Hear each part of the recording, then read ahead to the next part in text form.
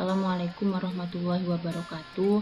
Sebelumnya kami di sini dari kelompok SSA yang beranggotakan 3 orang yang terdiri dari Nadia Saita Hatib, Nahalelatul Ihsan, dan Cinta Widya Stuti. Di sini kami akan memberikan gambaran atau pemahaman kami sedikit terkait materi spektrofotometer serapan atom SSA.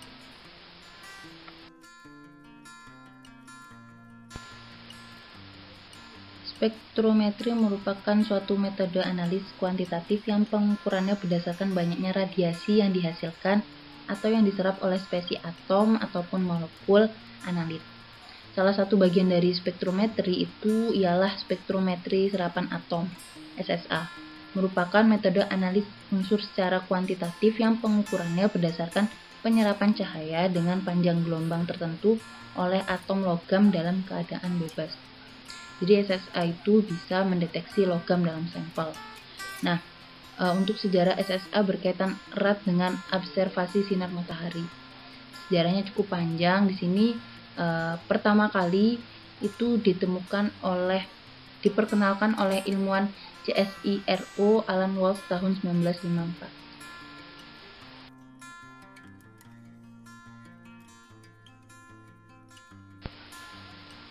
Nah, ini yang berwarna merah keunguan itu merupakan logam yang bisa dideteksi oleh alat SSA.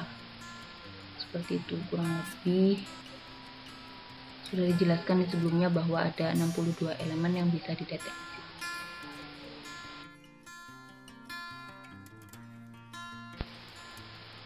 Untuk prinsip dasar SSA sendiri itu adalah penyerapan sinar dari sumbernya oleh atom-atom yang dibebaskan oleh nyala dengan panjang gelombang tertentu. Kurang lebih jadi sampel analis berupa liquid dihembuskan ke dalam nyala api burner dengan bantuan gas bakar yang digabungkan bersama oksidan. Nah, ini tujuannya untuk menaikkan temperatur sehingga dihasilkan kabut halus. Atom-atom keadaan dasar yang terbentuk dalam kabut dilewatkan pada sinar dan panjang gelombang yang khas. Sinar sebagian diserap yang disebut absorbansi dan sinar yang diteruskan disebut sebagai emisi. Penyerapan yang terjadi berbanding lurus dengan banyaknya atom keadaan dasar yang berada dalam nyala. Pada kurva absorbansi terukur besarnya sinar yang diserapkan, sedangkan kurva emisi terukur intensitas sinar yang dipancarkan. Seperti itu untuk prinsip dasar dari SSA sendiri.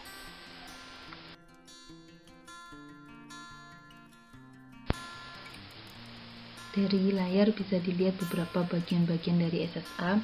Bagian-bagian penting dari alat SSA sendiri kurang lebih ada sumber radiasi resonansi, sumber atomisasi, monokromator, dan detektor.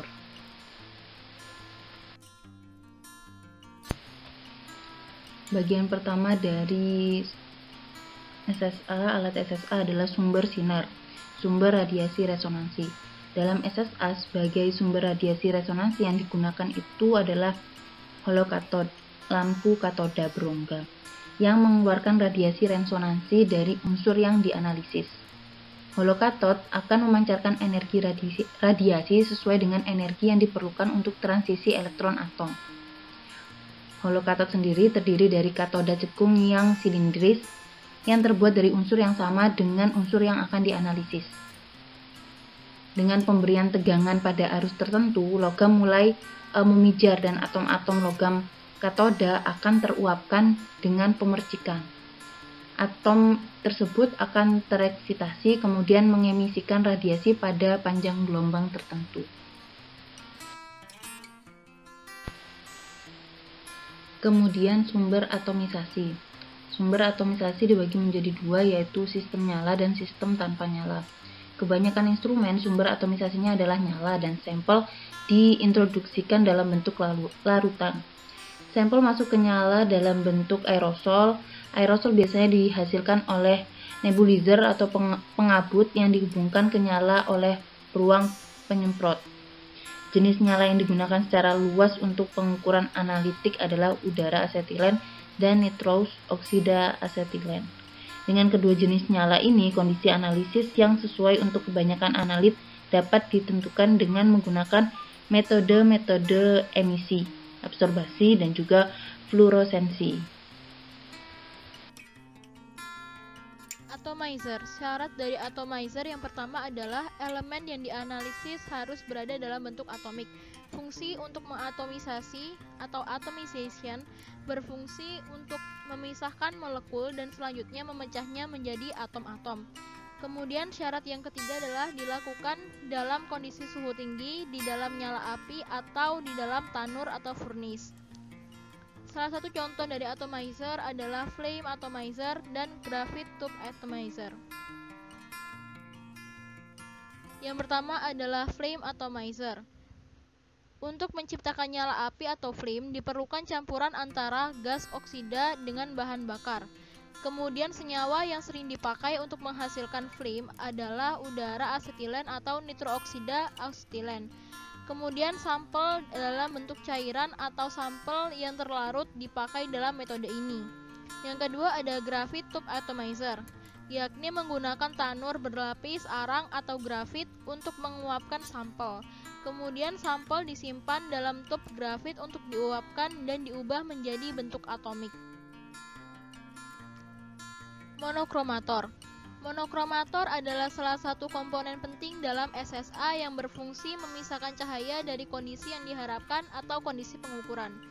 Prinsip kerja dari monokromator adalah memisahkan panjang gelombang spesifik dari cahaya atau spektrum lain yang keluar bersamaan dengan sampel dari nyala api. Hasil pemisahan berupa spektrum spesifik dari lampu katoda berongga yang sudah mengalami absorpsi oleh sampel.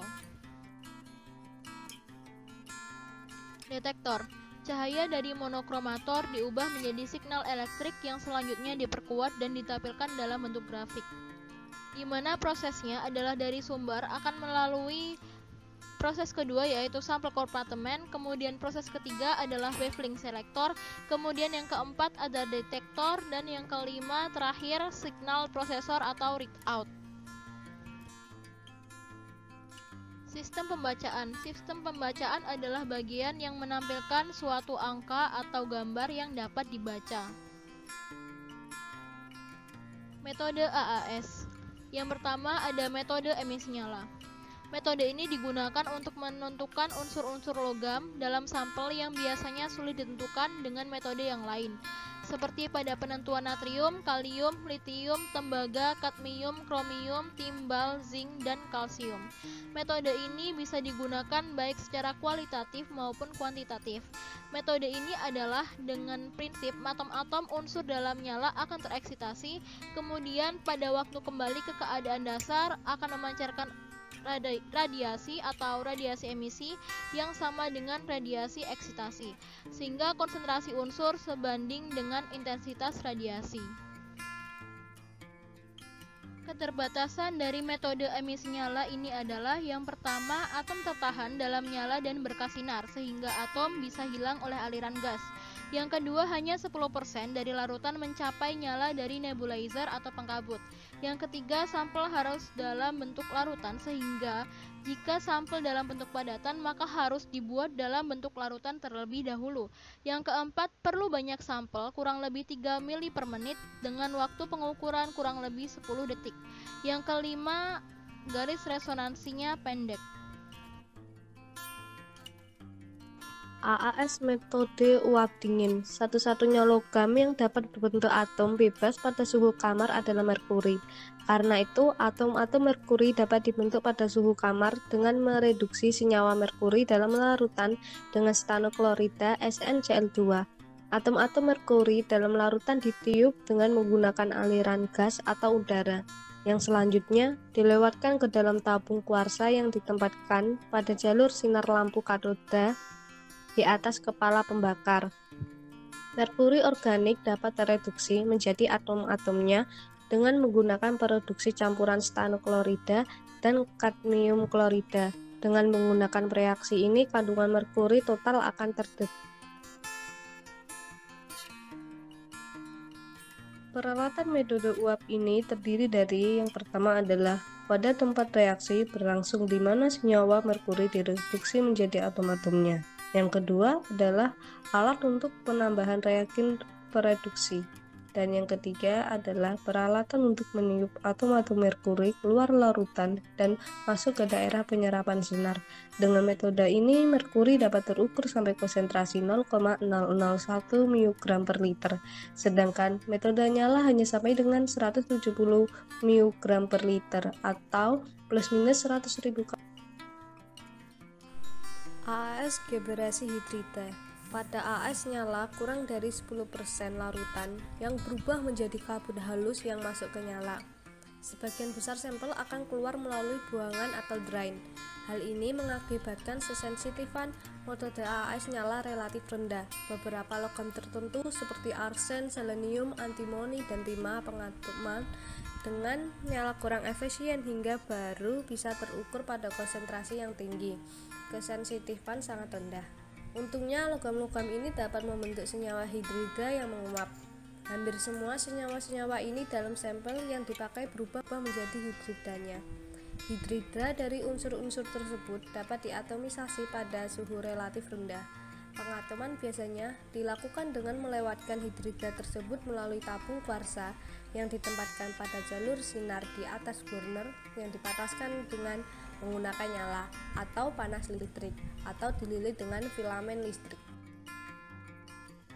Interferensi pada SSA. Yang pertama, interferensi spektrum, yang kedua, interferensi kimia, yang ketiga, interferensi fisika, yang keempat, pembentukan senyawa yang stabil, dan yang kelima, terjadinya ionisasi. Kelebihan dan kekurangan spektrofotometer serapan atom. Kelebihannya yang pertama yaitu selektivitas dan kepekaan tinggi karena dapat menentukan unsur dengan kadar ppm hingga ppb. Yang kedua, cepat dan pengerjaannya relatif sederhana. Yang ketiga, tidak diperlukan pemisahan unsur logam. Dan kekurangannya yaitu adalah analisa tidak simultan. Yang kedua, larutan cuplikan harus berbentuk larutan siap ukur dan cukup encer. Yang ketiga, keterbatasan jenis lampu katoda karena harganya yang sangat mahal. Aplikasi. Dalam hal ini, aplikasi spektrofotometer serapan atom yaitu yang pertama, untuk menguji logam vanadium di dalam tanah. Penelitian ini menggunakan spektroskopi yang memakai grafitana yang ingin diuji direaksikan dengan berbagai asam anorganik yang merupakan proses digesti. Ketika didapatkan konsentratnya dalam asam klorida, baru diencerkan dengan air dan dideteksi dengan spektroskopi, yaitu untuk menganalisis elemen kelumit seperti trace elemen pada jaringan kelinci. Penelitian ini bertujuan untuk menganalisis beberapa elemen kelumit seperti besi, tembaga, dan seng pada jaringan kelinci yang memiliki pola makan tinggi kadar lemak. Hasil dari penelitian ini adalah logam besi ternyata mampu mempercepat proses aterosklerosis. Demikian hasil dari diskusi kami. Apabila ada salah kata maupun perbuatan, kami mohon maaf yang sebesar-besarnya. Sekian dan terima kasih.